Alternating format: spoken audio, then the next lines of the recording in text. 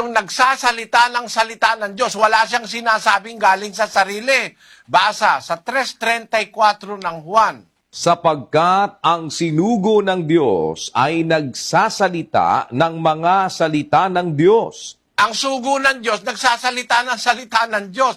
Kaya pag ang isang mangangaral nagtuturo, pansarili, hinahaluan yung Biblia ng sarili niya, hindi sugo yun. Kaya kung naghahanap kayo ng tunay na mangangaral, ang hahanapin nyo, yung ang itinuturo, hindi sa sarili galing.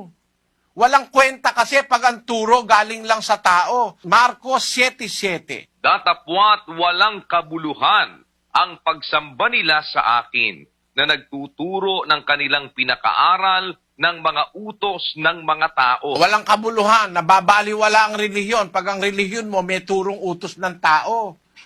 Kaya kailangan ang relihiyon o ang mangangaral na nagtuturo para makilala mo yun sa Diyos, dapat lahat ng tinuturo niya galing sa Diyos, galing sa Biblia.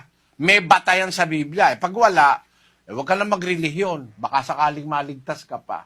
Yun ang sagot ko, kapatid na Herminio. Maraming salamat at magandang araw sa inyo diyang mga tagalibmanan. Maraming salamat po, Brother Eli.